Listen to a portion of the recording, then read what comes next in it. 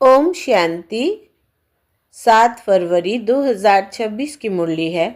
मुख्य रूप से बाबा ने कहा, मुख से ज्ञान सुनाने बगैर सेवाधारी बच्चे रह नहीं सकते।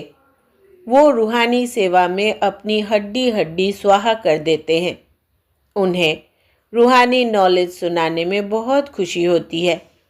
खुशी में ही नाचते रहते हैं। वो अपने से बड़ों का बहुत रिगार्ड रखते हैं, उनसे सीखते रहते हैं। आगे कहा, सदा रूहानी सर्विस में तत्पर रहना है। ज्ञान धन दान करके खुशी में नाचना है। खुद धारण कर औरों को धारणा करानी है। बाप जो ज्ञान का खजाना देते हैं, उससे अपनी झोली भरनी है। नोट्स लेने हैं, फिर टॉपिक पर समझाना है। ज्ञान धन का दान करने के लिए उछलते रहना है। अब सुनते हैं महावाक्यों को विस्तार से। बाबा ने कहा, मीठे बच्चे, बुद्धि में स्थायी एक बाप की ही याद रहे तो यह भी अहो सौभाग्य है। प्रश्न है, जिन बच्चों को सर्विस का शौक होगा उनकी निशानी क्या होगी? उत्तर, वो मुख से ज्ञान सुनाने बगैर रह नहीं सकते। वो रूहानी सेवा में अपनी हड्डी हड्डी स्वाहा कर देंगे। उन्हें रूहानी नॉलेज सुनाने में बहुत खुशी होगी। खुशी में ही नाचते रहेंगे। वो अपने से बड़ों का बहुत रिगार्ड रखेंगे, उनसे सीखते रहेंगे। गीत है, बदल जाए दुनिया। ओम शांति। बच्चों ने गीत की 2 लाइन सुनी। यह वायदे का गीत है। जैसे कोई की सगाई होती है तो यह वायदा करते हैं कि स्त्री पुरुष कभी एक दो को छोड़ेंगे नहीं। कोई की आपस में नहीं बनती है तो छोड़ भी देते हैं। यहाँ तुम बच्चे किसके साथ प्रतिज्ञा करते हो? ईश्वर के साथ, जिसके साथ तुम बच्चों की व सजनियों की सगाई हुई है। परंतु ऐसा जो विश्व का मालिक बनाते हैं, उनको भी छोड़ देते हैं। यहाँ तुम बच्चे बैठे हो, तुम जानते हो अभी बेहद का बाप दादा आया कि आया। यह अवस्था जो तुम्हारी यहाँ रहती है, वो बाहर सेंटर पर तो रह ना सके। यहाँ तुम समझेंगे बाप दादा आया कि आया। बाहर सेंटर पर समझेंगे बाबा की बजाई हुई मुरली आई कि आई।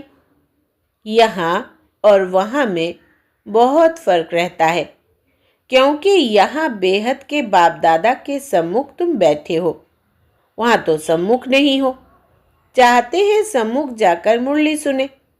यहाँ बच्चों की बुद्धि में आया, बाबा आया कि आया।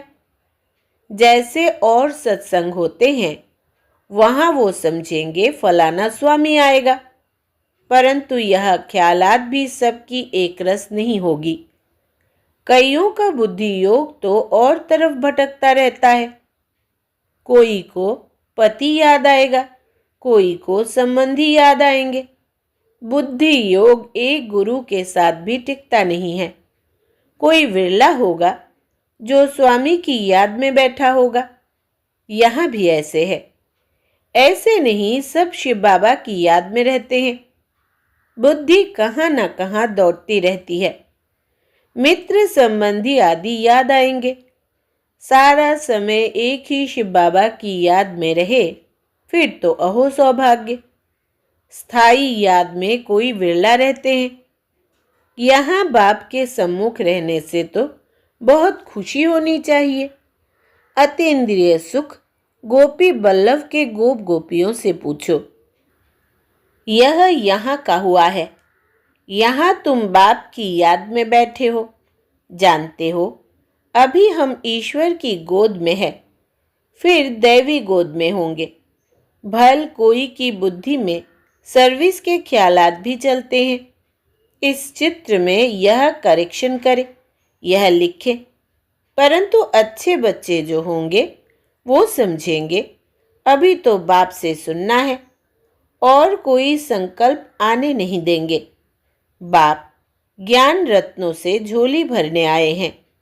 तो बाप से ही बुद्धि का योग लगाना है। नंबरवार धारणा करने वाले तो होते ही है।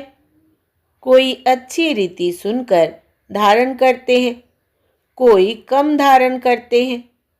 बुद्धि योग और तरफ दौड़ता रहेगा तो धारणा नहीं होगी, कच्चे पड़ जाएंगे। एक दो बारी मुरली सुनी, धारणा नहीं हुई तो फिर वो आदत पक्की होती जाएगी। फिर कितना भी सुनता रहेगा, धारणा नहीं होगी। किसको सुना नहीं सकेंगे? जिसको धारणा होगी उनको फिर सर्विस का शौक होगा।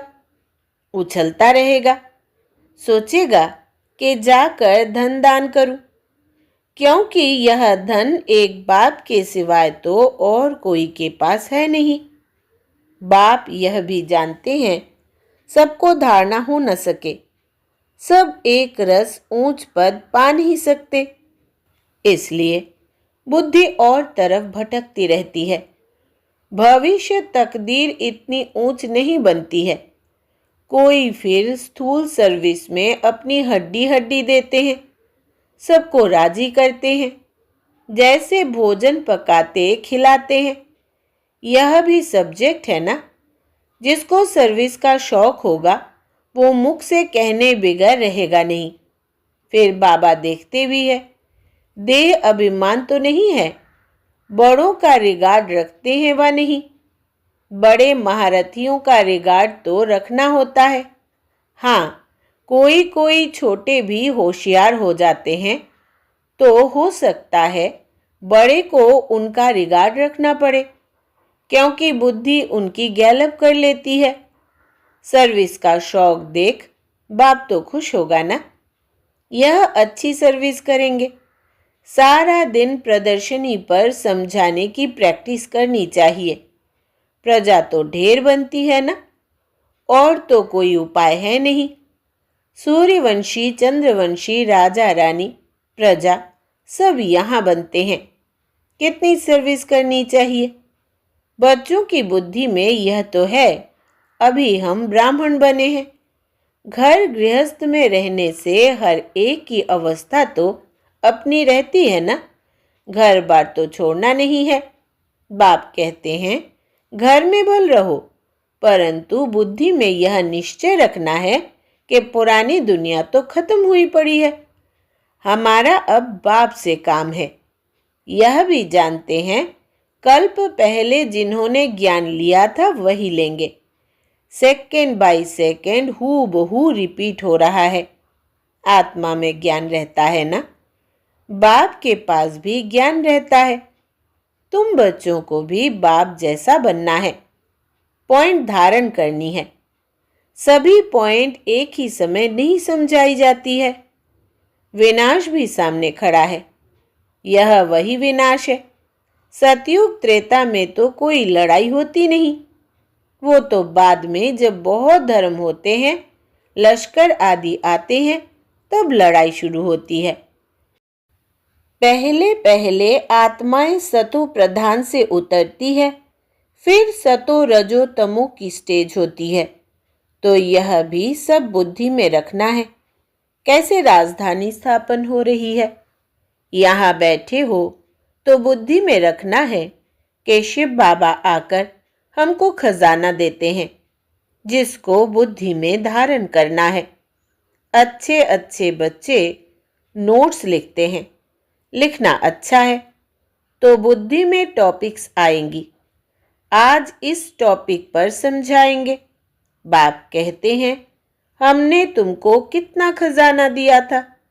सतयुग त्रेता में तुम्हारे पास अथाह धन था, फिर वाम मार्ग में जाने से वो कम होता गया, खुशी भी कम होती गई। कुछ न कुछ विकर्म होने लगते हैं। उतरते उतरते कलाएं कम होती जाती है। सतो प्रधान, सतो रजो तमो की स्टेजेस होती है। सतो से रजो में आते हैं तो ऐसे नहीं फट से आ जाते हैं, धीरे धीरे उतरेंगे। तमो प्रधान में भी धीरे धीरे सीढ़ी उतरते जाते हो, कला कम होती जाती है। दिन प्रतिदिन कम होती जाती है। अभी जंप लगाना है, तमो प्रधान से सतो प्रधान बनना है। इसके लिए टाइम भी चाहिए। गाया हुआ है, चढ़े तो चाखे बैकुंठ रस। काम की चमाट लगती है तो एकदम चकनाचूर हो जाते हैं, हड्डी हड्डी टूट जाती है। कोई मनुष्य अपना जीवघात करते हैं, आत्मघात नहीं जीवघात कहा जाता है।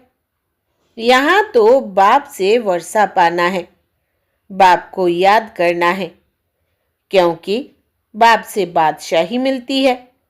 अपने से पूछना है, हमने बाप को याद कर भविष्य के लिए कितनी कमाई की, कितने अंधों की लाठी बना। घर घर में पैगाम देना है कि यह पुरानी दुनिया बदल रही है।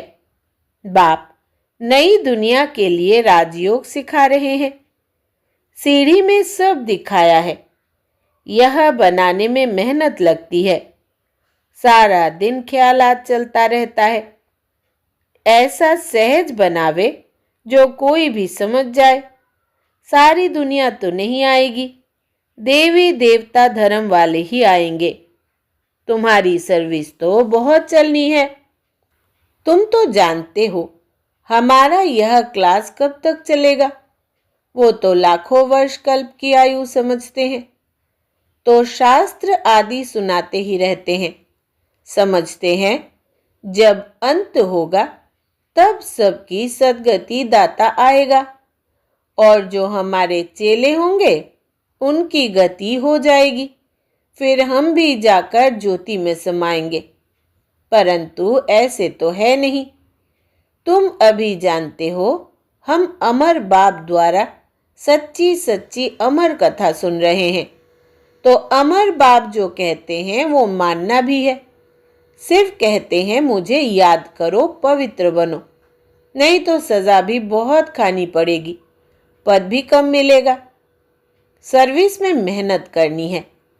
जैसे दधीची ऋषि का मिसाल है, हड्डियां भी सर्विस में दे दी।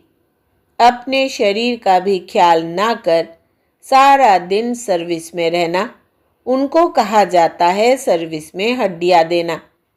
एक है जिस्मानी हड्डी सर्विस, दूसरी है रूहानी हड्डी सर्विस। रूहानी सर्विस वाले रूहानी नॉलेज ही सुनाते रहेंगे, धन दान करते खुशी में नाचते रहेंगे।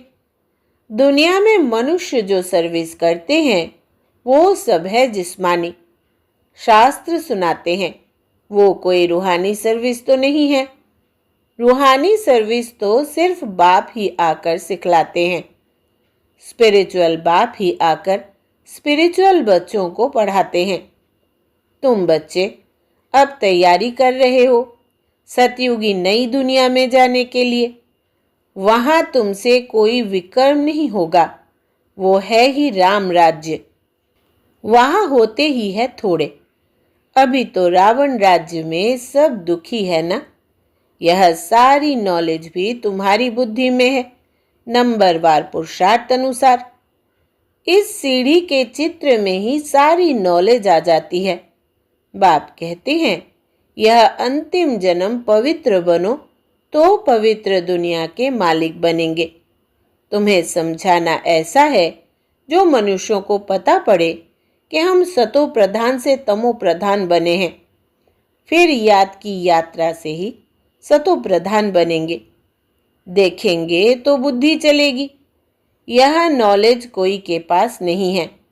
कहेंगे इस सीढ़ी में और धर्मों का समाचार कहाँ है। वो फिर इस गोले में लिखा हुआ है। वो नई दुनिया में तो आते नहीं है। उन्हों को शांति मिलती है। भारतवासी ही स्वर्ग में थे ना। बाप भी भारत में आकर राजयोग सिखाते हैं, इसलिए भारत का प्राचीन योग सब चाहते हैं। इन चित्रों से वो खुद भी समझ जाएंगे। बरोबर नई दुनिया में सिर्फ भारत ही था। अपने धर्म को भी समझ जाएंगे। भल क्राइस्ट आया धर्म स्थापन करने। इस समय वो भी तमो प्रधान है। यह रचता और रचना की कितनी बड़ी नॉलेज है। तुम कह सकते हो, हमको किसी के पैसे की दरकार नहीं है, पैसा हम क्या करेंगे। तुम भी सुनो, दूसरों को भी सुनाओ, यह चित्र आदि छपाओ। इन चित्रों से काम लेना है। हॉल बनाओ जहाँ यह नॉलेज सुनाई जाए। बाकी हम पैसा लेकर क्या करेंगे। तुम्हारे ही घर का कल्याण होता है। तुम सिर्फ प्रबंध करो। बहुत आकर कहेंगे, रचता और रचना की नॉलेज तो बड़ी अच्छी है, यह तो मनुष्यों को ही समझनी है। विलायत वाले यह नॉलेज सुनकर बहुत पसंद करेंगे, बहुत खुश होंगे, समझेंगे हम भी बाप के साथ योग लगाए तो विकर्म विनाश होंगे। सबको बाप का परिचय देना है।